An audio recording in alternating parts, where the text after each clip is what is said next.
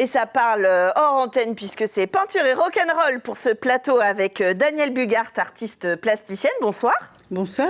Et Éric Caillot, vous êtes batteur. Bonsoir, oui. Et je vous ai fait venir ce soir parce que c'est un peu la fierté de la batterie sartoise puisque vous allez participer au Stade de France le 14 mai prochain à Rock in 1000. Exactement. Alors vous allez, je me prends pas trop de risques, jouer de la batterie. Voilà. Alors je vous propose juste avant que vous nous expliquiez comment vous avez préparé ça, qu'on regarde le teaser de Rock in 1000 pour voir de quoi il s'agit. Allez, c'est parti.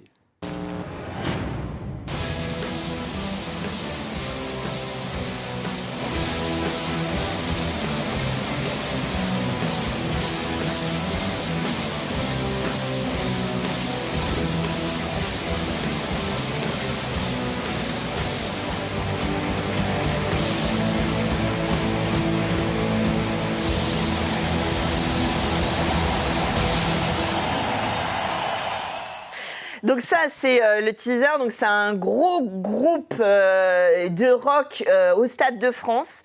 Ouais. Vous venez de partout en France. Alors, il y a une grosse partie de Français, il y a une petite partie de gens qui viennent de l'étranger, il y a un Américain, il y a beaucoup d'Italiens, puisque à la base, c'est quand même un concept italien. Il y a des Anglais, des Allemands, enfin il y a plusieurs nationalités, sachant que comme c'est en France, l'organisateur a préféré avoir un maximum de Français, et puis après il y a des gens qui viennent se greffer dessus, puisque c'est des musiciens amateurs et c'est par tirage au sort. Donc, oui, c'est ce que j'allais vous dire, comment on est sélectionné ? Alors on est sélectionné, dans un premier temps, il faut montrer ses performances techniques en musique. Donc moi pour la batterie, j'avais fait une courte vidéo de 3 minutes où j'avais présenté un petit peu ce que je faisais, c'est-à-dire à la fois en cours et sur scène, puisque je joue dans un groupe qui s'appelle Napkins, je montre à l'écran. Et puis derrière, il y a une sélection de fêtes pour rentrer en fait dans le groupe qui s'appelle Rock in 1000, et ensuite il y a une demande pour un certain nombre de concerts, et en fonction de notre disponibilité, on dit qu'on est dispo ou pas, et en fonction de ça, on est sélectionné sur la base de la disponibilité.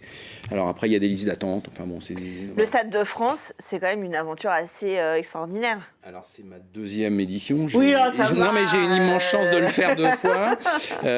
C'est 55 000 personnes samedi, dans une semaine il est attendu 60 000 personnes. J'ai noté, c'est 1088 musiciens, il y a 166 bassistes, 359 guitares, 216 batteries, 109 claviers, 238 chanteurs et chanteuses. Et après il faut mettre tout ça en musique. Voilà.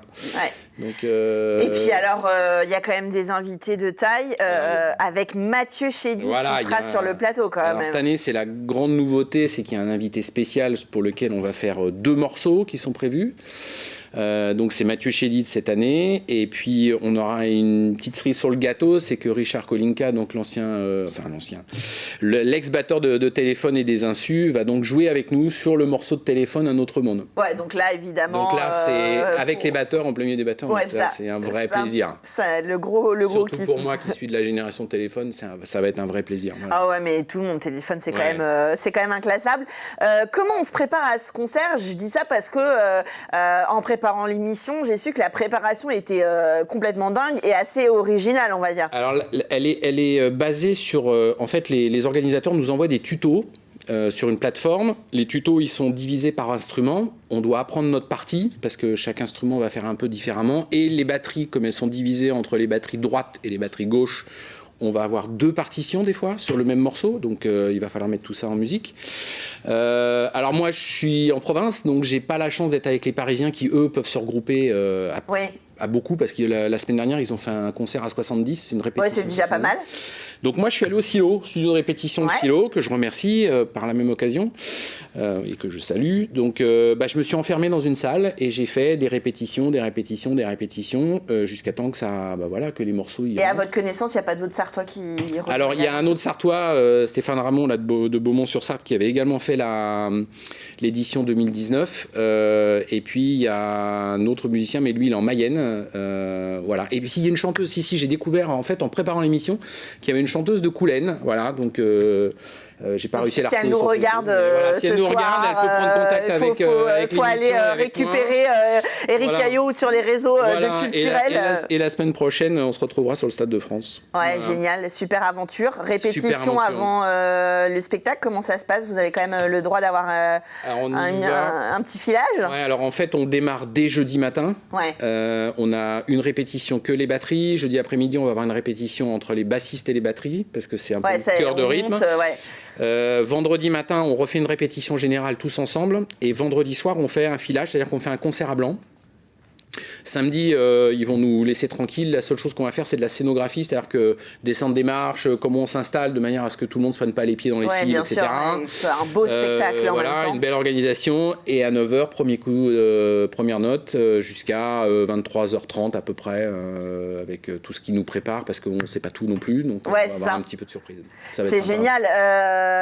60 000 personnes, il reste des places pour ceux qui peuvent monter à Paris. Oui, il en reste encore. Alors, ceux qui veulent rejoindre cette aventure collective. Donc, ils les vendent à prix réduit, d'après ce que j'ai pu voir sur les réseaux. Donc, vous allez sur le site du Stade de France et tout est indiqué dedans. Super. En tout cas, c'est une belle aventure. On va vous suivre avec Caillot. Et puis, il faudra revenir nous parler de Napkins avec l'actualité maintenant que ça revient. Juste rapidement, on a 3 concerts qui vont arriver au mois de juin. Donc, je le dis là parce que je les salue, mes camarades là. On a un concert le 18 juin à Montbiseau, le 17 juin à Moncé-en-Belin au Val-Rhône, le 18 juin à Montbiseau et le 25 juin à Ivry-l'Évêque dans le cadre de Festivray. Oui, tout à fait. Festivray qu'on connaît, qu'on reçoit régulièrement sur le plateau. Donc Napkins, Éric Caillot, Rockin' Mill, voilà trois personnes sujets à suivre en plus de Culturel. Sinon, vous suivez Culturel et on vous donne toutes ces informations. Sans transition, Daniel Burghardt, vous exposez en ce moment à la galerie de Eric Dos Santos, The Artistic Red Dot. On en parle sur LMTV, on ne le présente plus. Ce n'est pas un secret que c'est votre mari, mais aussi qu'il vous sélectionne, qu'il vous expose. Alors, j'ai envie, en préambule de cette interview, est-ce qu'il est difficile dans sa sélection d'œuvres, Eric, quand il choisit l'artiste, Daniel? Je dois avouer, il est très difficile. Ça ne m'étonne pas. Je commence un tout petit peu à le connaître et ça ne m'étonne pas. Disons que ce n'est le fait, il voit mes tableaux, mais néanmoins, oui, il est excessivement difficile. Alors, vous êtes artiste plasticienne, vous faites des tableaux, mais aussi des sculptures, installations. En tout cas, vous mêlez plusieurs médiums. Comment vous... Moi, j'avais le mot chimère en voyant vos œuvres, mais c'est très large ou peut-être un peu restrictif en même temps. Moi, j'ai été marquée par votre travail, par ces hommes à tête d'oiseau très imposants et qui, de fait, ont l'air de encore plus nous regarder que des humains. Comment vous présenteriez votre travail si vous deviez comme ça dire un petit peu vos inspirations, À la base, c'est l'humain qui m'intéresse, donc l'humain et plus généralement le vivant. Donc c'est le travail du corps, c'est le travail avec modèle.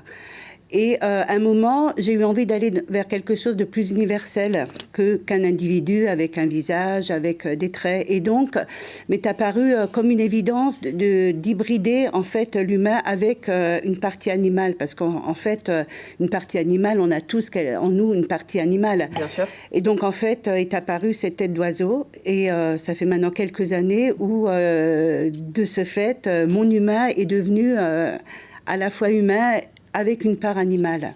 Et à votre avis, pourquoi l'oiseau? Moi, j'y vois un regard perçant, alors pas forcément au sens péjoratif du terme, peut-être clairvoyant aussi. Pourquoi l'oiseau? Parce que c'est pas forcément la première hybridation qui nous vient. On a l'habitude, voilà, dans les contes, etc., de l'homme cheval, de l'homme poisson, etc. Alors... en fait, c'est une image que j'aimais bien. Et ça s'est imposé à moi sans qu'il y ait vraiment de recherche. Je n'ai pas étudié quelle est. Oui, c'est quelque chose qui m'a paru évident au moment où j'ai eu envie de faire ça. Ouais. À la fois dans l'idée et dans la forme, parce que vos tableaux sont très empreints de noir et blanc, d'ombre et de lumière finalement. Vous dites que vous traitez le blanc et le noir tous les deux comme des couleurs. Comment vous appréhendez la matière justement dans votre atelier? Quel est votre rapport avec la matière, le toucher? Alors, je travaille en acrylique, mais avec des pigments, c'est-à-dire que je fais mes couleurs en mélangeant mes pigments avec un médium à l'acrylique. Et donc, c'est vrai qu'on peut jouer sur des transparences, on peut jouer sur des épaisseurs. Et après, c'est vrai que j'ai beaucoup de contrastes dans mes peintures. C'est pas toujours forcément très coloré. Bon, là, celle que l'on voit à l'écran, elle est assez colorée, mais disons, je suis plutôt dans des tonalités un peu sourdes. Et c'est peut-être pour ça que je suis passée sur une série que j'ai appelée Les Animaux Blancs pour m'amener à travailler le blanc et à travailler des choses plus claires. Oui, de s'en faire en fait un fil rouge, si vous me permettez, un fil blanc, voilà. J'essaye de ne pas faire de mauvais jeux de mots. J'ai lu en préparant l'émission qu'en devenant sartoise, il y a quelques années, vous avez évidemment écumé un petit peu les œuvres alentours et puis vous avez particulièrement été touchée par la grande tapisserie de l'Apocalypse à Angers. Ça vous a donné envie d'en faire matière pour votre travail ? Oui, il y a de ça pas si longtemps, il y a 2 ans. Tout le monde me parlait de cette fameuse tapisserie. Bon, je me suis dit, il faut quand même aller la voir. Oui, j'y suis allée un peu par obligation parce que la tapisserie ne m'intéressait pas plus que ça. Et j'ai vraiment eu un choc en voyant l'immensité de cette œuvre et le côté prolixe qu'il y a dedans, les animaux fantastiques, tout ce qui est raconté, c'est complètement incroyable. Donc, je me suis dit, ça permet aussi de s'extraire un peu de l'actualité, des chemins d'exil que j'avais fait avant. Et donc, j'ai commencé une série, effectivement, en m'inspirant de cette tapisserie. Et finalement, je m'aperçois que malheureusement, cette tapisserie, elle rejoint tout à fait l'actualité. Elle a été, c'était au XIVe siècle, il y avait une épidémie, il y avait la guerre de 100 ans. Et en fait, quelque part, on retrouve tout ça. Elle est assez universelle. Voilà. Alors justement, ça me donne le sujet. Les œuvres, il faut les voir en vrai. Justement, cette tapisserie de l'Apocalypse, on en voit énormément de reproductions. On a l'impression de la connaître quand on n'y est pas allé. Et puis finalement, quand on se retrouve devant, c'est un peu comme dans un concert, des fois, quand on entend la musique pour la première fois en direct. C'est pas du tout, c'est pas la même échelle, c'est pas la même émotion que de voir les toiles. Vous peignez d'assez grandes toiles, vous faites aussi des sculptures. Vous avez un rapport d'échelle un petit peu comme ça. Alors, on n'est pas à échelle 1 sur les humains, mais quel est votre si on est à peu près, si on est pas il y a un rapport à la toile comme ça qui est presque physique, de fait de l'échelle assez importante de vos œuvres. Oui, c'est vrai que j'aime bien travailler à l'échelle 1, voire un peu plus, et, ou alors très petit. Oui, d'un côté démesuré. Les formats intermédiaires, j'ai beaucoup de mal. Et c'est vrai que j'aime bien faire des grandes toiles. Et là, donc, j'ai un grand atelier aussi, ce qui permet aussi de faire ces grandes toiles. Et donc, sur la tapisserie de l'Apocalypse, c'est des 2 mètres sur 2 mètres, qui est un format fabuleux. Ouais, c'est ça. Alors, on a le temps après de rentrer dans le détail du format, j'imagine, et de raconter des tableaux dans le tableau, que ce soit par la matière ou par le sujet. Oui, et puis il y a aussi un côté gestuel, il y a un côté qu'on peut introduire dans des grands tableaux. Alors, à part C'est sur Sarthe avec The Artistic Red Dot, on vous retrouve au musée de Sonneville à Gradignan du 24 juin au 21 août pour une exposition sur la thématique de la faune. Donc, évidemment, ça vous parle, c'est du vivant, la faune. Oui, tout à fait. C'est sur humain-animal. Donc, on est 6 artistes. Et je pense que ce sera une belle exposition. Ouais. Évidemment, c'est un bon sujet. Et puis, sur la presqu'île de Crozon, vous êtes exposé en juillet à la galerie Elisabeth Picot-Leroy. Comment ça se passe comment se passent les rencontres avec le public, avec vos œuvres en dehors de l'aventure de The Artistic Red Dot? Ça se passe plutôt bien. Alors, la question qui revient toujours, c'est pourquoi la tête d'oiseau? Ça, effectivement, c'est la... je suis désolée, vous n'y avez pas n'y avez pas échappé. Bah oui, mais c'est un peu normal aussi, quoi. Bon, voilà. Et non, sinon ça se passe quand même bien. Je pense que je fais des œuvres qui touchent assez, voilà, c'est pas anodin, quoi. Donc en tout cas, c'est perturbant. Après, comme je dis toujours à l'antenne, et j'aime bien prendre le temps de le dire pour tous, même si on s'y connaît pas dans l'art, avoir une émotion, qu'elle soit bonne ou qu'elle soit mauvaise, qu'elle vous titille, qu'elle vous dérange, c'est déjà ce que cherche l'artiste à faire et non pas juste du beau. Je veux juste revenir sur un petit truc. Quand vous disiez ça vous touche et l'échelle 1, vous me disiez vous travaillez d'après modèle. oui. Donc du coup, parce que souvent, j'aime bien raconter un petit peu les histoires de comment ça se passe, comment on prépare les concerts, les expositions, les tableaux. Là, vos hommes et vos femmes à tête d'oiseau partent d'un corps humain, en fait. Oui, tout à fait. C'est-à-dire que quand vous voyez modèle, vous lui voyez une tête d'oiseau ou Non, je le préviens toujours. Mais oui, le travail avec le modèle est intéressant parce qu'en fait, c'est un peu un binôme. On demande au modèle de poser, on lui indique les poses et tout, et il faut qu'il comprenne, quoi. C'est un travail anatomique, mais en direct, il y a quelque chose de beaucoup plus humain. Le corps, quand le modèle pose, on sait que il y a une urgence aussi dans le dessin, parce que le corps, les muscles se détendent ou se crispent, donc il y a toujours du mouvement. Même si le modèle tient très bien la pose, hein, mais voilà, on a une espèce d'urgence et la manière dont la lumière joue sur le corps, sur les volumes, on n'a pas ça d'après une photo ou simplement d'imagination. Oui, puis bien sûr, ça cale un temps aussi d'une séance, qu'elle soit courte ou longue, mais en tout cas, évidemment, un éclairage, une séance, une peau, une matière, encore une fois. En tout cas, merci beaucoup, Danielle Burgard, d'être venue nous en parler sur le plateau. Je rappelle que si vous êtes intéressé, cette galerie peut s'ouvrir aux visites pour les collectionneurs. Allez voir The Artistic Red Dot. Et puis, suivez Danielle Burgard avec son site internet et suivez-nous sur les réseaux sociaux. On vous en donnera des nouvelles parce qu'on aime beaucoup, nous, à Culturel.